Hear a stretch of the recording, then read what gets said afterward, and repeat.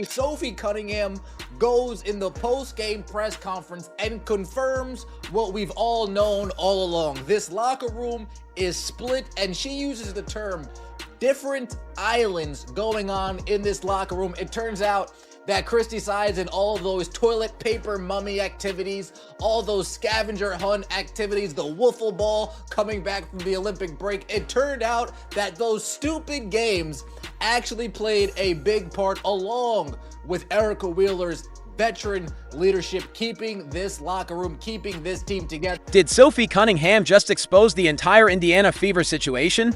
The locker room sounds more divided than a bad breakup, and the front office seems to be playing hide-and-seek with responsibility. Who's feuding? Who's fake smiling? And why? Does this all feel like a reality show unfolding at halftime? Sophie lit the match, and now the smoke is everywhere. Let's dig into this drama before someone deletes their socials. What is going on with the Indiana Fever? Is tensions mounting? Did Sophie Cunningham just expose the truth that's going on with the Indiana Fever? Is there some turmoil brewing? Is there issues in the locker room? And we talk about this. We are circled on everybody's schedule. Everyone, no one likes us, right? So everyone in our locker room, that's the only type of people that we have that we can lean on. And we got to be better in that area. We have got to stay disciplined. We have to stay focused. We need to get consistent, and we got to lean on each other. And I think that we've kind of wavered a little bit on that. We have our own islands, but as one of the leaders on the team, I got to do a better job of grouping people, right? So here we are. Caitlin Clark, the embodiment of everything the WNBA claims to value, continues to show up, score, and carry herself with grace in what feels like a league-approved hazing ritual. She's humble, relentless, and media-savvy to a near-saintly degree. Sophie Cunningham, in the post-game interview, speaks on this team and the islands within the locker room. Everybody's on their own little island. We're going to get back to that real quick. Listen to what Stephanie White said in the offseason. One of her thousands of interviews that I called out. Stop doing interviews. I want some wins. One of her 1,000 million interviews during her press run in the offseason. Yet somehow, she's being painted as the problem. The math just doesn't add up. Fans aren't obsessed by accident. Caitlin is a once-in-a-generation talent with a grounded personality. She doesn't scream diva. She shows up, raises the bar, and still takes time to sign autographs. Really interesting comments from Sophie Cunningham. And yes, you kind of have to read between the lines a little bit, but I also think it is a pretty clear admission, just without detail, of what has been going on with the Indiana Fever this season. And it is not good at all. It makes it really, really difficult for teams to put together winning performances when you have all of this going on. And no, I'm not even talking about the distraction of Caitlin Clark and her injury and other things, although that plays a part as well. But she also does make a comment that I think is important in terms of who the Indiana Fever are as a team and how that makes things more difficult as well. So I want to take a listen. People gravitate toward her because she radiates authenticity. Her decency feels like it was handcrafted in the Midwest and baked into a casserole. She's not just talented, she's good. In the moral sense, that kind of integrity in today's sports landscape is almost mythical. I'm not sure Sophie meant for it to come out like that, but it's something I have suspected for a while, maybe about 4 weeks now. It's something that Jason Whitlock jumped face first, head first into the deep end the other day on, that the locker room with the Fever, and just to keep it real, I agree with him on this. I think there are some preferences in the locker room where these young ladies differ in how they handle or how their preferences in their personal lives, and the locker room is divided. Now let's talk about what's actually happening. The Fever locker room has less peace than a group chat after a friend breakup.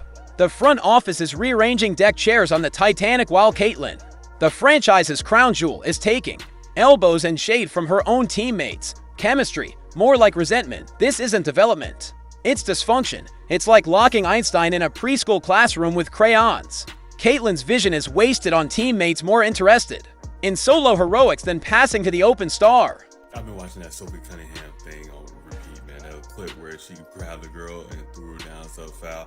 It's a hard basketball foul, probably over the top. Of course it is, but why would it not be given the circumstances? But once she did the clinch, man, MMA fans, UFC, grappling, Muay Thai, like we all know. Once you seen that clinch, it was like, okay, she just ain't no regular fucking person. She knows something. She got some skills, and I guess she has like a black belt in Taekwondo or some shit like that, which is wild. And apparently she was the kicker on a high school football team. She doesn't need to throw tantrums or sutweed. What she needs is a Magic Johnson moment. Not the charm, but the ultimatum. It's the coach or me. The league is profiting off her image, while she's being sidelined emotionally and physically by teammates treating her like she cut in line at a buffet. Every star reaches a breaking point where they either carry the broken system or shatter it to build something new. Caitlyn has shown incredible restraint. Most in her position would have already posted cryptic messages or demanded trades. She just keeps showing up, head down, taking hits like a boxer who forgot she signed up for basketball. She deserves a medal for professionalism. What's interesting is everybody hates them for multiple reasons, but the one I want to talk about when she said about circled on the schedule that I think is important, because it's easy to look from the outside and be like, well, that shouldn't matter. And it shouldn't matter, but it does. And what I mean is we're all human, and not everybody's athletes don't. They get paid to. It's a job. It's a blessing. And let's not forget the fans. They're not just here for basketball. They're here for what she represents. Greatness wrapped in humility. She revives faith in sports. And yet, she's stuck in a system that won't protect her. Enough with the rookie excuse she's the engine of the league, and the goose laying golden eggs is being roasted. She needs real backing, a coach who uses her strengths, teammates that actually want to win, and a front office that manages more than spreadsheets. About taking accountability. Now, I can't say that last play with the 5-point swing. I think more so of she shouldn't have been in front of Stevens, man. She is too big. She is too big. Yeah, I get it, box out, but it was better to have Boston in her spot. Now, I did hear Stephanie White take accountability on that one. She was like, yeah, it's probably on me. I should have switched them too, made sure we had the big right there, but, you know, it just slipped her. But, yeah, I think in that instance, it should have been Boston right there. It's big on her to take the accountability, but, yeah, Boston should have been there. She could take fault in it too, because it's also like you have to recognize what's going on, right? Right now, the chemistry experiment is blowing up, and Caitlyn's the only one trying to clean the mess. And WNBA leadership, they're still pretending it's business as usual. She doesn't want favoritism, just fairness. There's a massive difference. She shouldn't need an ice bath after every game just to recover from being targeted like a papada. Magic had support, LeBron had protection, Caitlyn has silence. And that silence is hurting the brand. She's playing for DHS in a league still arguing over checkers. So after last night, another collapse by the Indiana Fever and giving up a fourth quarter lead to lose the game, Sophie Cunningham had pretty interesting words in the post game, after the post game interview, and what she said pretty much spot on for what everybody has been thinking, or some of us have been thinking, is that there is some kind of issue in the locker room. And she put it plain and simple as we could get it. And maybe this could lead to what DeWanna Bonner left. Now, there could be some issues, there could be some players, and we already know that there's a gender out against the Indiana. If the Fever won't take a stand, she must force the conversation, make it uncomfortable. Because silence is letting rot fester. This is the time to speak loudly, not for drama, but for self-preservation, for every little girl who looks at her and dreams of greatness. Right now, that dream looks bruised. Bless her for not snapping, for showing up when most of us would have tapped out. But enough is enough. The system isn't broken. It's rigged. She doesn't need to adjust. It needs to adjust to her. The grace period is over. It's time for a pivot. Loudly, publicly. But I just think that it's impossible to think that's not a real possibility here. You know, and it should be noted, Stephanie White. All right, Stephanie White checks some boxes. And then you've got Sophie, and you got Caitlin, and you got Aaliyah, and you got Lexi. To my knowledge, probably Demarius Dantis, but I don't know. Michaela Timpson, I don't know. That don't check some boxes. Let's be honest, this isn't just competitiveness, it's targeted hostility.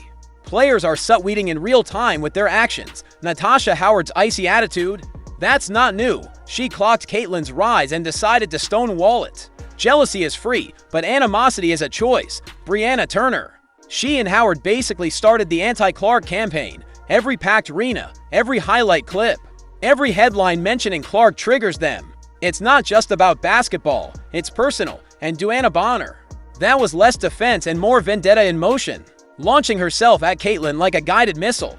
That's not guarding its grudge holding with the jersey on, and Caitlin, in trying to be the bigger person, has allowed it to fester. Now everybody knows who Sophie Cunningham is. Everybody wants a piece of Sophie Cunningham. Her jersey is the #1 selling jersey in the WNBA. Sold out. Now, why is that significant? I'll tell you. Because her jersey surpassed the all-time woman, Caitlin Clark. The most popular woman ever in the WNBA, Caitlin Clark, got her jersey surpassed by Sophie Cunningham. Why? Because Sophie Cunningham stood up for Caitlin Clark. She did all of these Instagrams. She did all of this stuff. And next thing you know, it all didn't matter. At this point, Caitlin has every right to rewrite the script. The nice rookie act has run its course. She doesn't need more humility. She needs backbone. The silence is mistaken for weakness, and the longer she tolerates it, the bolder the bullies become. Leadership sometimes means flipping the table. No more nodding through fake camaraderie. No more pretending this offense works. Call it out. Fix it or break it to rebuild it. Walk into the locker room like a CEO discovering losses. It's time to demand results and respect.